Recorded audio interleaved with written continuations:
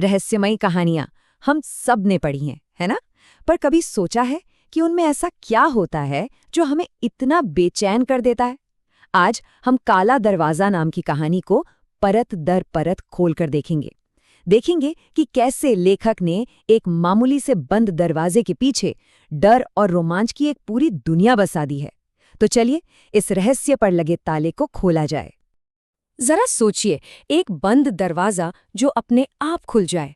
कहानी की शुरुआत बस इसी एक सवाल से होती है। और ये सवाल इतना असरदार क्यों है?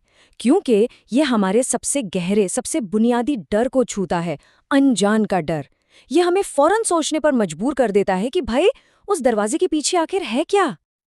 तो किसी भी रहस्य को दमदार बनाने के लिए सबसे पहली चीज क्या चाहिए? एक शांत माहौल। एक ऐसा माहौल जिसमें जरा सी भी आहट दिल में खौफ पैदा कर दे। चलिए देखते हैं कि इस कहानी की शुरुआत कैसे होती है। तो मिलते हैं कहानी के मुख्य पात्र अर्णव से। वो अपने दादाजी के इस बड़े, शांत और थोड़े डरावने घर में पहली बार अकेला है। और ये घर, ये सिर्फ बड़ा और शांत नहीं है। इसकी खामोशी में ना एक बेचैनी घुली हुई है। लेखक ने यहीं से हमारे मन में डर का बीज बोना शुरू कर दिया है, इससे पहले कि कुछ असल में हो। और फिर ठीक समय पर बज गए 12। कहानीकारों का ये पसंदीदा समय है ना? आधी रात। कहते हैं ये वो वक्त है जब हमारी दुनिया और रहस्यमय दुनिया के बीच का पर्दा सबसे पतला हो जाता है। मतलब अब मंच पूरी तरह से तैयार है। तो माहौल बन चुका है। खामोशी इतनी गहरी है कि दिल की धड़कन भी शोर लगे। और अब लेखक इस खामोशी को एक झटके में तोड़ने वाला है। सिर्फ एक आवाज, ठक ठक। बस इन दो छोटे से शब्दों में सारी शांति भंग हो जाती है। ये सिर्फ एक आवाज नहीं है, ये रहस्य की पहली दस्तक है। और यहाँ लेखक की चालाकी देखिए। आवाज कहीं से भी तो आ सकती थी, है ना? लेकिन वो आती है तहखाने से। वो एक जगह जहां जाने की सख्त मनाही थी। देखिए, जिस चीज के लिए मना किया जाता है ना, हमारा दिमाग उसी के बारे में और ज्यादा सोचता है। तो अब खतरा और रहस्य दोनों एक साथ कई गुना बढ़ गए हैं। तो अब अर्णव के सामने एक चुनाव है। या तो डर कर चादर में छिप जाए, या हिम्मत करके उस आवाज का सामना करे। और बस यहीं से एक साधारण सा लड़का एक हीरो के सफर पर निकल पड़ता है। हाँ, उसका दिल जोर जोर से धड़क रहा है, बिल्कुल। लेकिन एक और चीज है जो डर से भी ज्यादा ताकतवर है। और वो है उत्सुकता कि आखिर वहां है क्या। यही सवाल उसे आगे बढ़ने की हिम्मत देता है। और सीढ़ियों के आखिर में उसे दिखता है वो काला दरवाजा, कहानी का केंद्र। ये सिर्फ लकड़ी का एक टुकड़ा नहीं है, ये एक प्रतीक है। घर का वो नियम जो कभी नहीं टूटता था, आज टूट चुका है। मतलब कुछ बहुत ज्यादा गलत है। अर्णव की आवाज में जो डर और जो झिझक है, वो हमें सीधा उसकी जगह पर ले जाकर खड़ा कर देती है। हम भी जैसे सांस रोककर इंतजार कर रहे हैं कि दरवाजे के उस पर आखिर है कौन। और जवाब में कोई आवाज नहीं आती। दरवाजा कर्र की आवाज के साथ और खुल जाता है, चुपचाप। ये कोई हवा का झोंका नहीं है, ये एक इशारा है, एक तरह का बुलावा। जो भी अंदर है वो चाहता है कि अर्णव अंदर आए।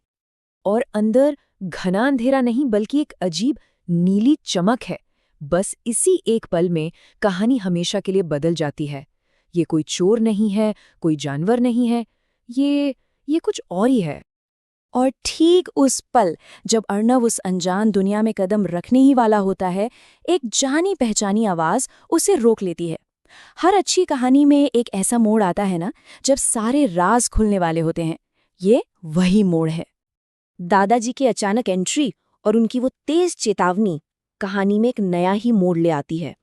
वो अर्णव को एक ऐसे अनजान खतरे से बचा रहे हैं जिसके बारे में उसे कोई अंदाजा तक नहीं था। और फिर आता है कहानी का सबसे बड़ा खुलासा, वो सच जो इस कहानी को एक मामूली डरावनी कहानी से कहीं ज्यादा बड़ा बना देता है। ये दरवाजा सिर्फ एक कमरे में नहीं खुलता, ये एक पूरी की पूरी दूसरी दुनिया में खुलता है। तो अब जाकर तस्वीर साफ होती है। काला दरवाजा सिर्फ एक दरवाजा नहीं, ये एक पोर्टल है। और इसका अपने आप खुलना सिर्फ एक ही बात की तरफ इशारा करता है, कोई या कुछ उस पार से इस तरफ आने की कोशिश कर रहा है। अब खतरा सिर्फ अर्णव के लिए नहीं, शायद पूरी दुनिया के लिए है। और ये तुलना ये बहुत शानदार है। जहां अर्णव को सिर्फ खतरा नजर आ रहा है, वहीं उसके दादाजी की आंखों में एक चमक है, एक रोमांच है। एक ही घटना को देखने के ये दो बिल्कुल अलग नजरिए हैं, एक नौसिखिए का और एक अनुभवी का, जो शायद ये सब पहले भी देख चुका है।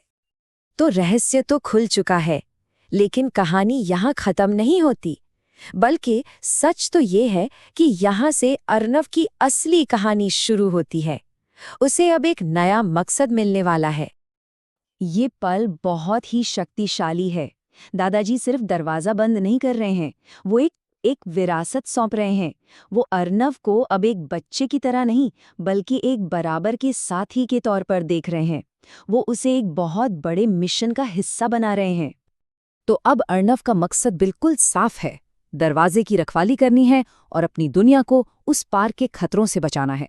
उसकी पहचान अब सिर्फ एक डरे हुए लड़के की नहीं, बल्कि एक रक्षक की है। और बस यहीं पर अर्णव का रूपांतरण पूरा होता है।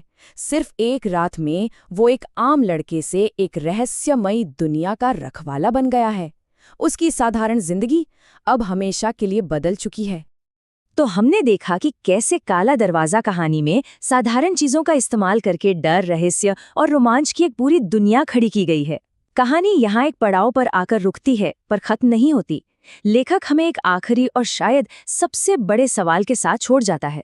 दरवाजे के उस पार आखिर है कौन?